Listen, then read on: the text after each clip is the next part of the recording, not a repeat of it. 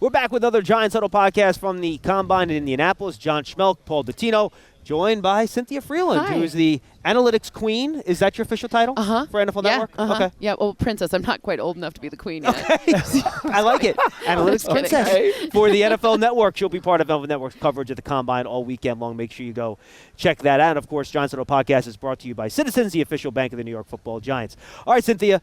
For you, a numbers person, what's the most important thing that happens in Indianapolis for you as you do your own version of draft evaluation of these players? Well, from like a 30,000-foot view, it's that the stuff that I've been tracking from their games matches up with what we see them do here. So expectations, right? Expectations, like nothing needs to be perfect. There is actually very little return on running like a sub 4.3 40. But if you are a guy who looked fast when you were running in college and you run slow here, it's like, wait, what, did I miss something?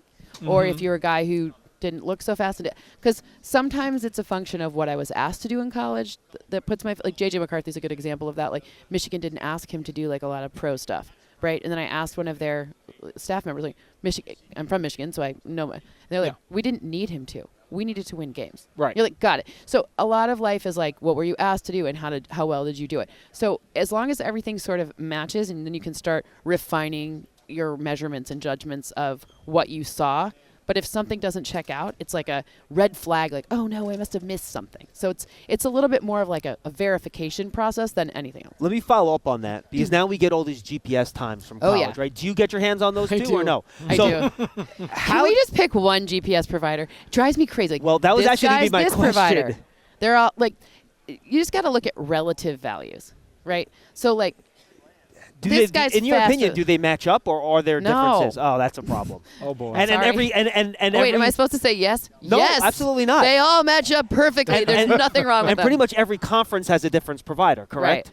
Right. So you just look at like it's not like they're so off that like a guy who looks slow in the ACC is a guy who is fast in the SEC. Like they're just like, you can't line them up in order and be like, this guy's gonna run fast. Like.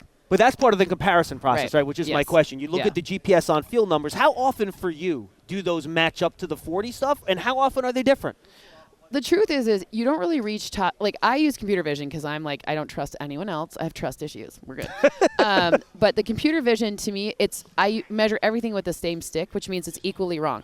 So I can't tell you I wouldn't stand by, he's running 21.47 miles per hour. What I would say is, okay, this guy says 21.47, and this guy says 20.47. So he's faster than that guy. So he's faster than that guy. Right. Let's put them in order. So it's less about like the explicit and more about the like how you rank and then take those on-field numbers. And the problem is your pads have a weight to them. Maybe you're running a post, or maybe you're running a go, or maybe you're running a slant. Like, so there's just a lot of variables that go on. And then, by the way, there's like now weird defenses. Like, go watch Texas's defense. They play a 3-3-5, which means there's a lot more space in the middle of the field, which means now you're running these intermediate routes that before wouldn't have been your faster routes, but now they're suddenly really fast. Okay. So the point is like you have to kind of contextuate based on the route tree and based on what defense they were faced. You're ready for a change. Payday comes early with Citizens, so go to that retreat. New you moves to the country. Now you're raising goats and launching a lifestyle brand. Are you ready for all that life brings? Cynthia, how many of the combine numbers are actually relevant to your data equations? Because we know the different positions have different relevance to different numbers. So do you actually take some of them and say, these don't fit into what I'm trying to do anyway? Yeah. So most of it is a threshold. Like as long as they fall between this range, you're fine. So it's like, do you check the box, yes or no? But I spent a lot of time. So my very first combine, a guy named Russ Grimm, who's like a legendary offensive lineman, he told me that there was nothing I could ever do that would be of use to him. And so Don't I was like, challenge Cynthia Frelund. That's a mistake. But he was a hog now. You know that. Oh, I love him. I know. I get it. But like, he's a good person. We'll leave his hogness out of this. As personhood, he didn't get to choose that, right? They chose him. But he told me there was nothing I could ever do. And I'm like, well, what would you like to know? He's like, I want to know who's going to be a waist bender, which just means unfavorable leverage. Who can hold their leverage the longest? So I spent my entire master's thesis. This is so boring and nerdy, but I spent my entire master's thesis and paid a lot of money to measure giant men's bums. You're kidding me. And how much they bend at the waist? Knees, ankles, the flexion in your lower spine. Like I worked with like a doctor to understand like how to stand lower than some, like, you know, the kinesiologist will tell you how that, like sports science people will tell you, like, you have to have this like flexion, your spine. You have to twerk, basically. You have to be able to twerk. So, you know, you have this ability to take all of that together, and actually it maps and correlates very strongly to if a O lineman keeps their butt down for the first 10 split of their 40. Wow. All of that. Wow. Do you know how much money I spent to be able to give you that one sentence? Still paying for that. But it has proven useful. Yeah, and Russ likes it. There you go. So then so let's look at the offensive linemen then. What are you keeping an eye on this weekend when it comes to the big fellas? Because, you know, most people tune out after the fast guys and the wide receivers, but Sunday's a big day. Those are the big boys. The Giants always looking for offensive linemen. Absolutely. So what do you look for? This is a for strong things class. like balance. And, you know, for example, Evan Neal, who the Giants drafted a couple years ago, he's had some issues with balance with the Giants, for example. What are the things you look for to try to predict that sort of stuff? On all of the drills, where does your, so I can map it. It kind of looks like, you know, the yellow line that you have for the first down marker?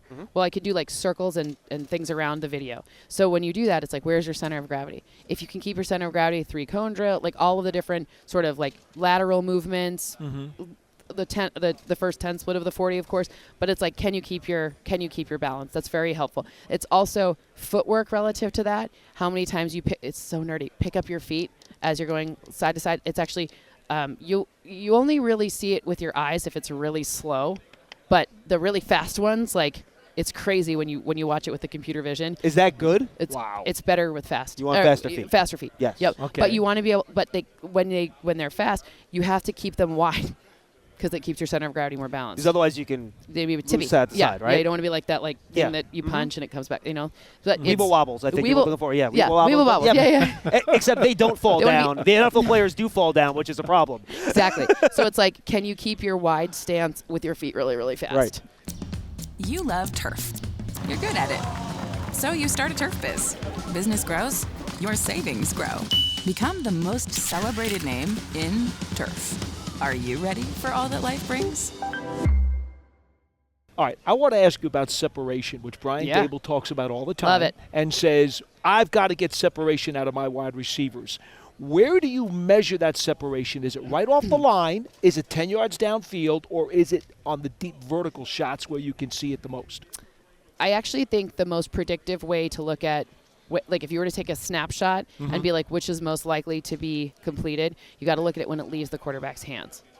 Okay. Like a lot of that, though, also has to do with like the more precise route runners will end up where they're supposed to be more often, obviously. But the quarterback can only put enough juice on the ball for what he sees. And if he sees you running into space or if he sees you covered, it just logically speaking, right? So that's the most predictive. Of course, deeper routes, you're going to have more separation. But it's more about how much time goes by, because it's like time and separation, right? Like sometimes you get more, sometimes you get less. And you got to figure out how to optimize for where you can catch it. I'm sorry. No, you're good. Final question. Are you able to start getting metrics on how quickly guys can come out of their routes at the top of their route? Whether it's in, out, in cut, just slant. Are you guys able to get measurements on how quickly those guys can change directions and stuff like that? Not only can we do that, we can measure the angle that their hips are facing at the time, any time in the route too. And that kind of determines how deceptive you could be as a receiver? If I'm running and I need a back shoulder throw, that's going to be have a different speed. It's going to have a different ability to turn. I can't turn right in the scenario. People can't see it or whatever. Like, you know, can you turn right? Can you turn left? It's going to change that dynamic, and it's going to figure out, like, that's also your center of gravity that helps predict for a yak. So you can measure hip looseness. Oh wow. Yeah. How about that? Well, it's we also can do this forever. Awesome. I know, it's so much fun. You can even do it for defensive players too, and that's corners. It's big, right? Safeties too. Like, can you maintain your speed with your hips in every direction? Sure. You should be a safety. Like, maybe they don't get paid as much, but like I'm telling you, like, it's crazy. Like, maybe currently they don't get paid as much, but it's super valuable given the way that now, like, offenses are starting to play. Like the way we'll see more safeties get paid more. Is there a metric for how much sleep you need this week? 0. No. It's definitely a not like there's a lot of, like I said, I'll go home and code and then like fall asleep and then we're good. But yeah, I love it. It's my favorite. We have to do a deep dive later on Anytime. and talk more about this. Oh my Cynthia, God, this love is it. awesome. Appreciate it. Great to see you, Cynthia Cynthia. Frelund, No, Giants yeah. Huddle Podcast. Thanks for joining us. We'll see you next time, everybody.